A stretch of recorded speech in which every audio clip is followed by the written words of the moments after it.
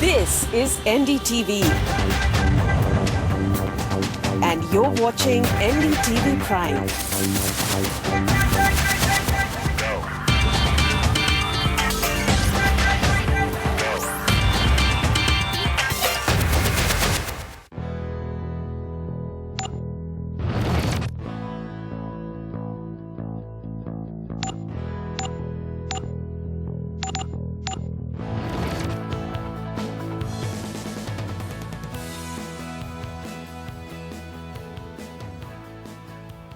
Well, India is a young country. In fact, by 2020, will be one of the world's youngest countries. A young country that is hungry for the best education opportunities and then, of course, the best employment. But is that possible when we look at the data as far as employment is concerned, jobs and skilling as well? Can we put India on the world map without giving the best quality education and opportunities to our youngsters? That's what we are looking at today. Let me introduce my panel to you right away. I'm joined by Jayant Krishna, Chief Operating Officer, NSDC. Also with us, Vivek Chandok, Founder and CEO of Saral Rozgar. This is a mobile-based jobs marketplace.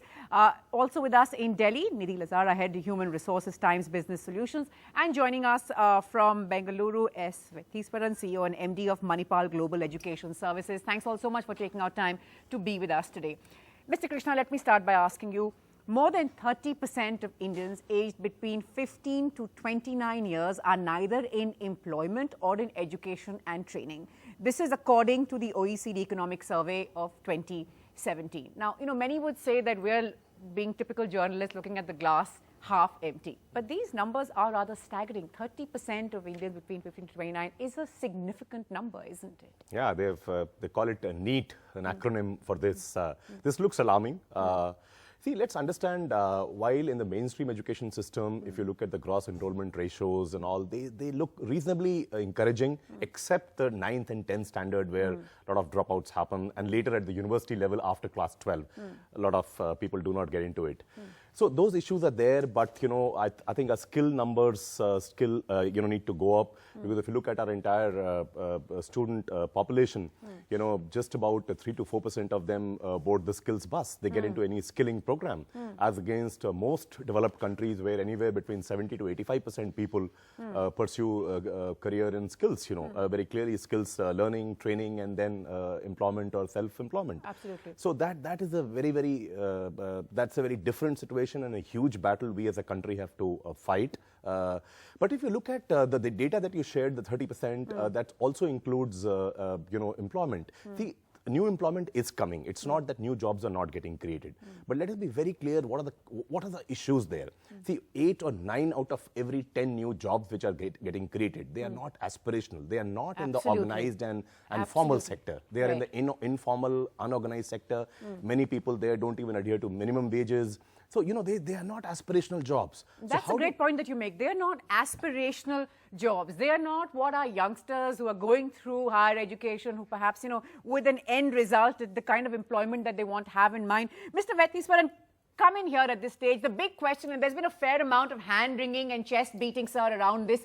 Where are the jobs? Now, we saw that India's growth a couple of years ago, a couple of decades ago especially, was spurred by what was happening in the IT space. We've created some of the world's top IT giants. Now, we've seen that this is perhaps not the best time for IT, or perhaps we need new industries to come up. How much of this is a result of the fact that IT is perhaps not going to take the India story ahead? Look at what's happening in America with all the challenges we are facing. So do we need to now make sure that other industries follow what Indian IT did for the country? Yeah, that is this whole supply and demand issue, which in my perspective is equally challenging to India as a country. We would need to generate 1 million jobs every month going forward in this country if we need to cater to the GER, as what he talked about, 30 million students in the colleges and maybe going to 50 million in the next 10 years or so. So, but taking on the example of IT that you said, I still think today the jobs are going to get classified as in two levels. The one would be the rule-based jobs, which in the IT today we are seeing a trend getting more into robotics. Rule-based jobs will get substituted, human beings would get substituted over a period of time by machines, by programs, and so on and so forth.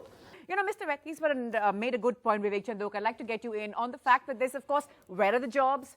What are the areas that we're creating jobs in? And this demand supply. And the other being this big challenge that, you know, how automation is going to take away the jobs that we're looking at. The numbers that the World Bank, etc., have put out are alarming. 3.5 lakh jobs over the next few years will be gone. So I would like to begin with the answer of supply and demand, little bit data. Sure. Because we have got a lot of data insights. Being a Saral Rozgar, we have 6 million subscribers and more than 22,000 employers enrolled. Surprisingly data, every month we have got about, on my systems, 150,000 vacancies every month, which people wants to be filled within 1 to 2 months. So the demand is there.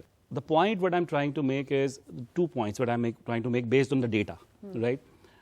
We got the first call, which is user experience, is that, sir, I'm a 12th class pass or a graduate and below, tell me what jobs are available for me. So we need to counsel people like what they can do with the basic qualifications also, they are not knowing about it. Now the point of the automations and everything, automation will help you of increasing productivity as well. And India is a growing economy and we have a lot of headrooms. We have a lot of headrooms. So, and again, it's a business value system, right? So don't make too much of it. Don't make too much of it as far as job too early. There may be certain level of jobs which can happen there, you know. Or but maybe they'll be created elsewhere. If they're taken up from one place, maybe they'll be created elsewhere. Again, yeah. But at the same time, we have seen that. We have seen that in the past. It doesn't mean the Y2K has really impacted. Everybody's saying that IT will be down and everything's there. But who's to say? But who will make robots? Right. I see. So let's. Okay. So who will make, you know, those kind of things? Maybe Mr. Chandok makes a good point. That, you know, when we have people with very basic qualifications, I passed school, I've got through my class 12. Now you tell me what's on offer for someone with my skills. I'm not quite sure where my interests lie. I haven't really got any skilling beyond this, you know, class 12 pass certificate. What do we do? What are the kind of numbers in this country that we're looking at where people perhaps, the point that Mr. Krishna was making, not really looking at skilling as a mainstream opportunity that they ought to? So, there are a lot of people who are graduating, and I think the problem is not with the jobs or the skills. I think that they are not even aware where their interest lies. So, I would like to take 2 steps back and see that when they are growing 9, 10 standard, do they really know where they want to go? Maybe they have certain things where they can actually excel, but they end up like being a round pin in a square hole. So we need to look at probably making themselves aware that what is it that they are good at and what is it that they really want to pursue going forward. We are talking about a lot of millennials who are going to be ready and who are there to take up jobs. But if you really see the bigger pie, it keeps shrinking because they don't have access to a lot of resources. The point that Nidhi is making, that they're not sure of what they want to do. A, they don't know where else they can look beyond passing this particular class or going to the next. And it again comes back to there's so much that they could have done to skill themselves alongside. So they don't need to make a phone call to say, what can I do? They would know that I have these qualifications, I'm skilled in this. We come back to something I know we've spoken about in the past, but this India's inability to make skilling mainstream. Yeah, that's quite an issue. You know, I mean, if you look at Ministry of Human Resource Development, they run a program called vocationalization of secondary skills, but they need to have more funds to do that. Very clearly, along with the starting from class 9 perhaps, till the time a student does class 12, you know, over and above the board certificate for class 12 that the student would get, they could have a skills certificate also. For example, in Haryana, we have been able to mainstream in the sense that along with the board certificate, you also get a certificate which has that vocational subject which you have studied 4 years for 1 hour a week, you know, kind of a thing. And the kids have got the best jobs in best of breed companies, you know. Of course, not everybody joins because many of them still want to pursue education. Right. So I think catch them young is very, very important, and mainstreaming skills is something which we have to work at a breathtaking speed. I completely agree with that. Absolutely.